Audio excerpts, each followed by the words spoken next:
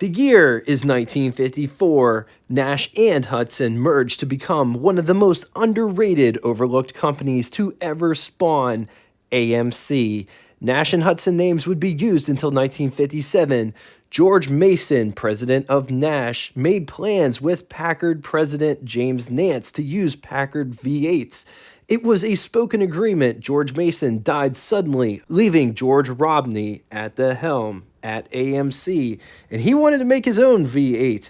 The first generation AMC V8, commonly referred to as the Rambler V8, design of this engine started in 1954, the moment George Mason died, essentially. First generation AMC engine family had 3 engine displacements, 250, 287, and 327. All of these engines shared the same external dimensions, featured forged crankshaft and connecting rods. The block featured a deep skirt where the casting extends past the crankshaft centerline, forming a very rigid crankcase galley, making its debut in 1956 in the Nash Ambassador and Hudson Hornet Special 250 cubic inch displacement overhead valve V8, 4.1 liters. And it's important to note that these are all roundabout numbers because there's different. One year might have a 2-barrel carburetor, the next year might have a 4-barrel carburetor. The jets might be different, they might be tuned different, so these numbers are just a jumping off point. It could make anywhere between 190 to 200 horsepower, 4,700 rpm, 245 pound-feet of torque at 2,800 rpm, with a bore of 3.5 inches and a stroke of 3.3 inches. Compression was 8-to-1, featured 5 main bearings, solid lifters. This engine was used from 1956 to 1961. Introduced in 1957, AMC's 327 V8, not to get confused with Chevy because they made a 327 as well. This version predates the Chevy version by 5 years. Chevy's version didn't come out until 1962. This engine made its debut in the 1957 Rambler Rebel, which could be argued the fastest production car of the 1950s. And why this car never got the press is beyond me. But something I would really love to do is I would love to compare this to a 57 Corvette and race the two, just to put it in perspective how fast this car is, because this car is a 4-door family hardtop car. All of the Rambler Rebels were this gray color with this orangish stripe going down the side. They look very mundane. You wouldn't think that that's the fastest car. Sorry, fastest production car in the 50s. Golden Hawk was second. The Corvette was way down the list, but I want to so bad. If you know of anybody that has a Rambler Rebel that wants to drive it, I don't want to drive it, but if they want to drive it and I'll film them racing a Corvette, I think it would blow the doors off a Corvette and really open up people's eyes to how special the AMC 327 V8 was. Not a lot of people know this, but AMC offered electronic fuel injection on their 327 V8 courtesy of Bendix with their electrojector electronic fuel injection. It was a $395 option, which would be equivalent to you spending $4,297.08 in the year 2023. And to say that there was teething problems, that would be an understatement. Only 6 cars were made with the Bendix electrojector. It was rated at 288 horsepower, but you have to remember, AMC was a conservative company. AMC enthusiasts will say that number was probably closer to 300 horsepower. You have to remember, Bendix electrojector was the only electronic fuel injection system offered for the American market up until this point. Everybody else was using mechanical fuel injection. All of the EFI cars were converted back to 4-barrel carburetor before being sold to consumers. Bendix would use the system on Chrysler products a year later, having the same issues. The issues that they were having was the car would run perfect in hot weather conditions, but if it was cold, it wouldn't run properly. It wouldn't start up right. They kept having fuel delivery issues and what have you. Just to put in perspective, the Bendix electrojector came out a decade before Bosch perfected electronic fuel injection with the D-Jetronic. 327 cubic inch displacement overhead valve V8, 5.4 liters. It could make up to 288 horsepower. Enthusiasts say 300 horsepower, but that was only in 57. Generally, this engine made anywhere between 250 to 270 horsepower at 4,700 RPM, 340 to 360 pound-feet of torque at 2,600 RPM. With a bore of 4 inches and a stroke of 3.5 inches, compression could be anywhere between 8.7 to 9.7 to 1. Built of cast iron, has 5 main bearings. The years that this engine was used from 1957 to around 1967.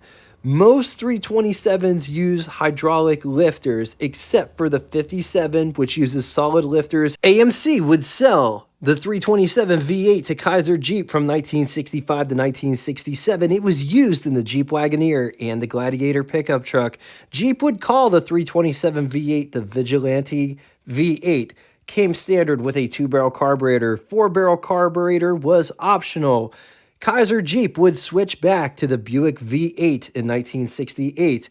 AMC would buy Kaiser Jeep in 1970, consequently switching back to AMC engines. It's also important to note the 250 and 327 were also built for marine application by the Gray Marine Motor Company, known as the Fireball V8. The 250 was discontinued in 1961, leaving the 327 as the only V8 option. Dealerships complained, so AMC came out with the 287 mid-year of 1963.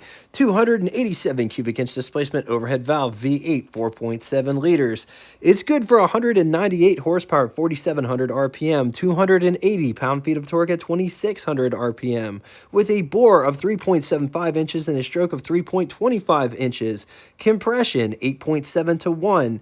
Built of cast iron, features 5 main bearings. This engine used hydraulic lifters. It only came in 2-barrel carburetor from the factory. It was AMC's economy engine. Years this engine was used, 1963 through 1966. In 1966, AMC would release the second generation of the AMC V8. It had a short production run from 1966 to 1970, had 3 engine displacements, 290, 343, AMX 390. Just like the first generation AMC V8, all of these engines share the same block design and external measurements. To save on tooling costs, AMC used the same bore from the first generation, so they could use the same boring equipment without buying new equipment, saving money. The size of these engines are very comparable to a US small block, think Ford or Chevy, but the bore centers were about the same size as a big block engine. Introduced in 1966, exclusively found in the Rambler American. 290 cubic inch displacement overhead valve V8, 4.8 liters. With a 2-barrel carburetor, it could make 200 horsepower. With a 4-barrel carburetor, 225 horsepower, 4,800 RPM. 285 to 300 pound-feet of torque at 3,000 RPM. With a bore of 3.75 inches and a stroke of 3.28 inches. Compression ranges anywhere between 8.7 to 1 to 10 to 1. Years this engine was used, 1966 to 1969. Introduced in 1967, 343 cubic inch displacement, overhead valve V8, 5.6 liters. It could make anywhere between 235 to 280 horsepower at 4,700 RPM. 345 to 365 pound-feet of torque at 3,000 RPM with a bore of 4 inches and a stroke of 3.28 inches. Compression can be anywhere from 9 to 1 to 10.2 to 1. 5 main bearings. This engine was used from 1967 to 1969. The last engine in the second generation family is probably the most underrated. Not to get confused with the Ford 390, this is a totally different beast than that one. AMC released in 1968, 390 cubic inch displacement overhead valve, V8 6.4 liters. It's good for anywhere between, and these numbers are super conservative, 315 to 340 horsepower at 4,800 RPM, 425 to 430 pound-feet of torque at 2,800 RPM, with a bore of 4.1 inches and a stroke of 3.5 inches. Compression can be anywhere between 10.2 to 12.2 to 1. This engine featured 5 main bearings, forged steel crankshaft, and connecting rods. The years that this engine was used, 1968 to 1969, it was more or less found in the AMX, which was their muscle car, super underrated. In 1970, all of the block sizes grew in deck height, and they got a brand new head design, paving the way for the all-new AMC Generation 3, and it would be produced from 1970 all the way out until 1991, but that is an episode for another day. Now it's time for Would You Rather. 2 scenarios today. In the first scenario, money doesn't matter. Yours don't matter either. Would you rather have a 1957 Rambler Rebel or a 1968 AMC AMX or 1969 Rambler Scrambler? I'm going to leave this here for a minute. If you need more time, feel free, pause the video. Moving on to the second scenario. It's wagon time, baby. 1959 Ambassador Cross Country wagon or 1960 Ambassador Cross Country wagon or 1961 Ambassador Cross Country wagon. I'm going to leave this here for a minute. If you need more time, feel free, pause the video. Now it's time for Name That Tune. First person to get both the name of the band and song title correctly in the comment section will have their comment pinned to the top of it. That's a great song that's been stuck in my head for the past 3 days. Now it'll be stuck in yours. Anyway, thank you all so much for coming out and watching this. If you owned any car that had these engines in it, please tell us your experience in the comment section below.